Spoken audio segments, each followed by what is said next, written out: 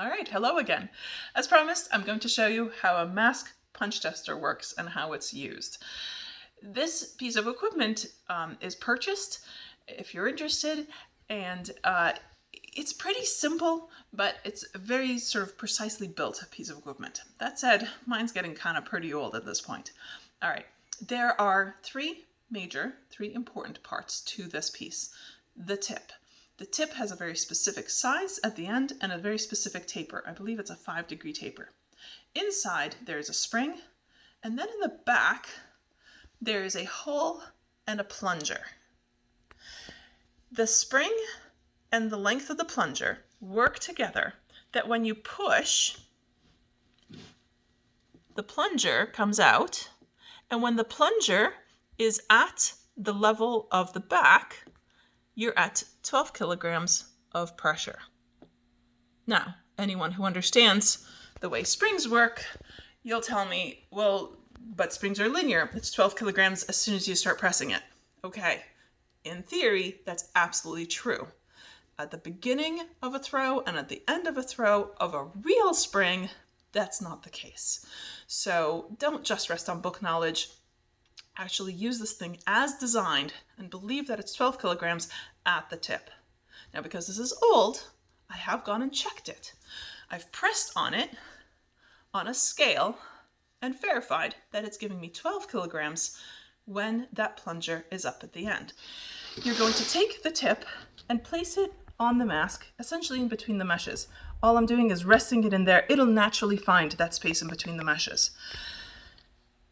I'm going to hold the mask punch tester steady, hold the mask, tilt everything so that I'm pushing straight down on the mask punch tester. Keep your thumb on top, because when you're going to do this, you want to push down firmly and slowly. You don't want to be wobbling around. You don't want to be at a great angle. So you should be looking at where you're testing. And if you're doing that, then how do you know when the plunger is up at the top of the gap? Well, that's why you put your thumb on top. Now you can feel when the plunger has come out to the top. I have pushed down, I release, and immediately this comes off. That means that that has passed. If it didn't pass, this would have gone straight through or it would have gotten stuck. Now this mask kind of looks a little shabby.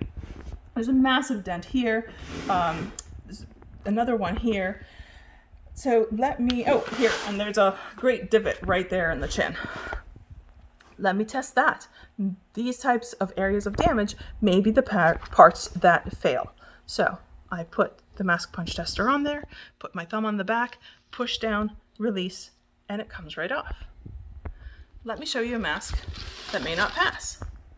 This is a very old style of mask. It's got great big thick wires, so even on an area that's really getting quite rusty, I can't really dent that. But as a marshal, if someone comes to you with this mask, hopefully it looks a little old to you, it looks a little odd. It's not the type of thing that you normally see on the field. So ask them, hey, where'd you get that mask? Is it recent? In this case, the answer might be, oh, I got it in my uncle's attic.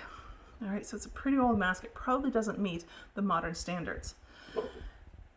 And if you're lucky enough to have this type of tester, then you get to test it. So once again, hold the mask steady, put the tip on, press down, and it's actually stuck in there. I mean, it's not hard. I can pull it back out, but it didn't just immediately fall out like the other mask.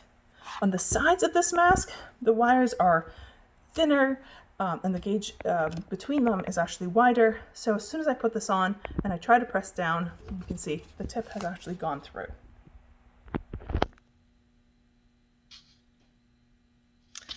So that's it. That's how the mask punch tester works and how it is used.